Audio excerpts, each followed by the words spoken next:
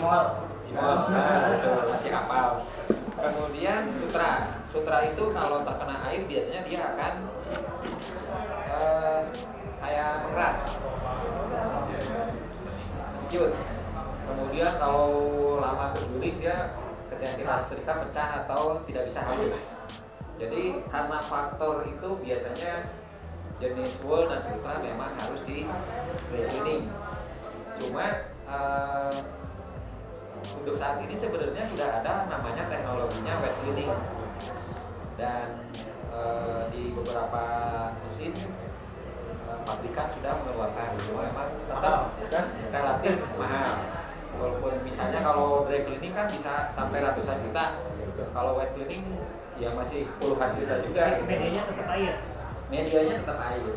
Cuma memang dia lebih ke yang berperan itu lebih ke chemicalnya atau sabunnya, ya.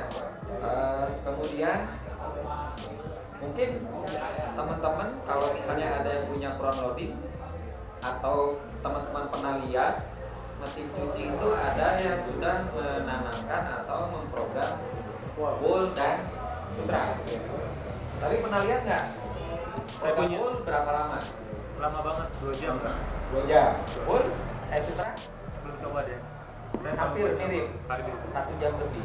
Nah sekarang dengan apa yang kita tadi dari awal sudah bicarakan, wool kena air dalam jangka yang waktu lama 1 jam sampai 2 jam seperti itu.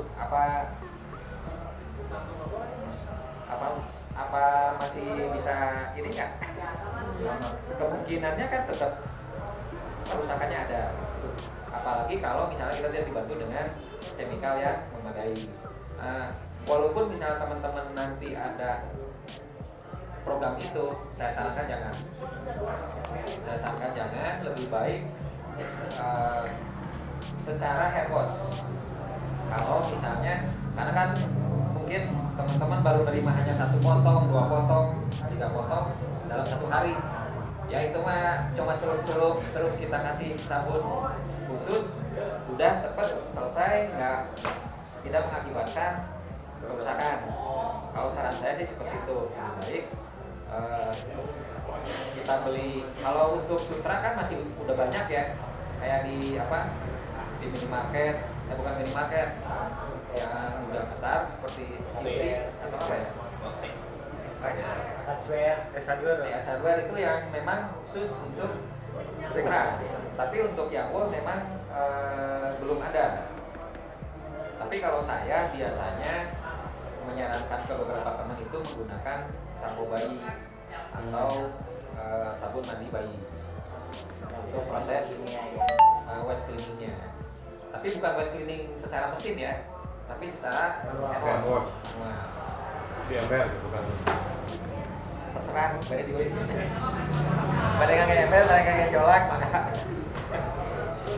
jadi lebih ke kita sediakan air, kemudian kasih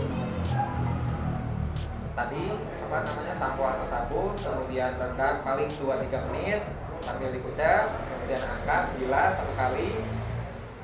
Nah yang kedua bisa menambahkan softener tapi jangan terlalu banyak. Ya itu untuk supaya nanti ada di pembilasan kan? Di pembilasan atau di hand wash, nggak boleh masuk mesin. terus ngucek gitu. Langsung pakai softener. Ya. Nah sekarang mungkin kalau hanya untuk steam bisa, tapi dengan RPM yang tidak terlalu tinggi, paling di angka 600, 400.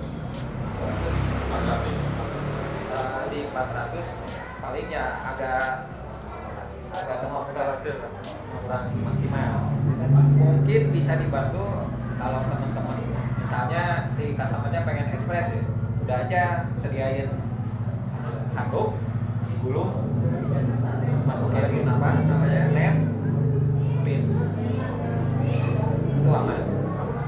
Tinggal nanti diangin-anginkan di area yang memang hawa panas, ya.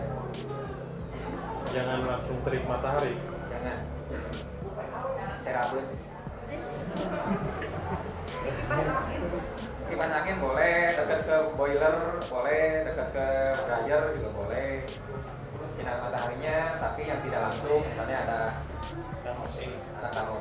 maka itu juga bisa. Begitu sih. Saya menambahkan ya kalau saya. Boleh Ya. Pak, kudu harus. Saya ngantuk kalau nggak menambah. Permisi punten kan? Ya, silakan. Kang Minanto. Jadi serat hewani itu sama dengan serat protein. Serat hewani itu sama dengan serat protein. Apa yang ada di sekitar tubuh kita, apa yang dihasilkan dari dalam tubuh kita itu adalah protein. Serat hewani itu sama dengan serat protein. Sama seperti telur. Telur itu 100% protein. Kalau telur mentah kita goreng di penggorengan jadi telur dadar. Terus kasih saus sambal makan. Telur kan pertama kenyal, seperti lendir. Bila terkena panas dia menjadi keras. Itu sifatnya serat protein tidak boleh terkena panas. Kenapa tidak boleh di laundry atau tidak boleh di dryer dan tidak boleh dicuci air? Kan kalau deterjen kita masukin tangan ke deterjen, kita masukin ke air, angkat lama-lama panas kan. Itu kenapa serat-serat protein atau serat-serat hewani itu tidak boleh terkena panas. Dan terus itu dengan cara kalau wool itu protein dengan kutikula. Wool itu protein dengan kutikula. Kutikula itu seperti rambut kita, bersisik. Makanya jadi kalau nyucinya salah bisa susut. Nah, sisiknya itu seperti ular. Kalau dia nyucinya salah dia akan semakin masuk semakin masuk. Protein dengan kutikula sama seperti rambut kita. Jadi nyuci wool itu sama seperti Keramas. benar, rambut kita yang goyang, tangan kita apa kepala kita? Tangan ya gini ya. Rambut ini enggak seperti itu. Kalau putih rambut kita, jadi celupin ke air, jangan tenggelam, jangan banyak-banyak. Terus cuci seperti biasa, mungkin seperti sama Kang Ida pakai sabun yang nggak panas, sabun bayi kan nggak panas. Ya, yang penting yang nggak panas, mungkin pH-nya di bawah. Hampir mirip seperti wool sama juga, tapi wool itu bukan kutikula. Wool itu adalah liquid protein karena terbuatnya dari liquid cair dari air liur urat sutra. Sepakat ya? Dari air liur ya. Urat sutra dibuat jadi wool-woolnya jadi dipinkan jadi benang. Jadi apapun serat hewani itu tidak boleh terkena panas karena dia 100% protein. Itu kenapa dia tidak boleh. Nyucinya hampir sama semua, hand wash. Teknik pengeringannya sama seperti Kang Ida, bisa handuk di teknik sandwich kalau saya bilang, jadi handuk, bahannya atasnya handuk lagi, tidak masalah. Tapi kalau di Jakarta hampir jarang kalau wool karena atau di Indonesia jarang wool karena di Indonesia tidak ada musim panas. Mungkin kalau di Garut dingin. Iya. Tapi tetap ada kalau soalnya bukannya dari kita kan ke luar negeri Itu salah satunya Pak. Liburan. Mungkin yang dari Indonesia ke luar negeri balik lagi ada. Setahu saya yang paling banyak itu dari Giordano jadi 20% aja bulannya. Sisanya dimix sama cotton Ya.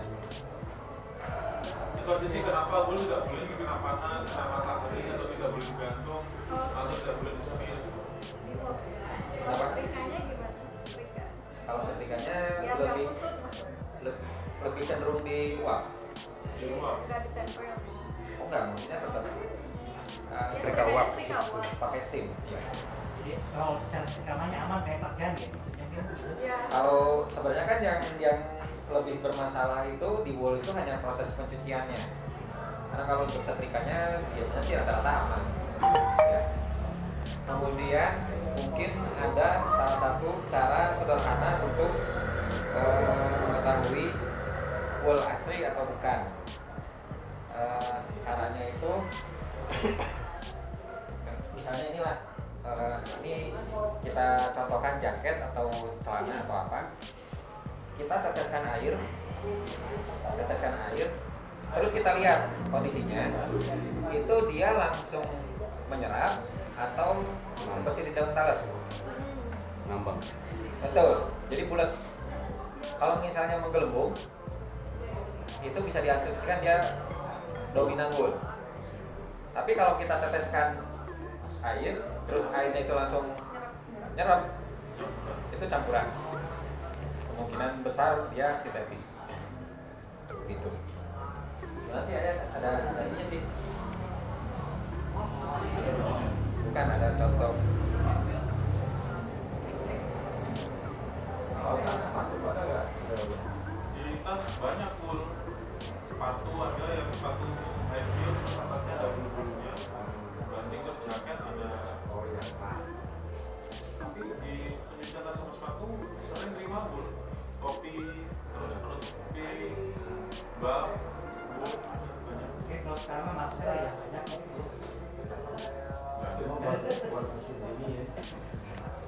Banyak sih full kalau di pencucian tas sama sepatu.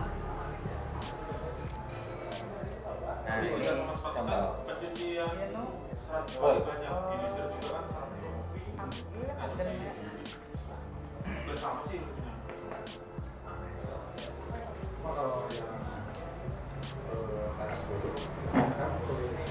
Kecap kalau saya itu biasanya lihat di label di sini kan. Nah, itu lain lagi ya. Lain lagi ya.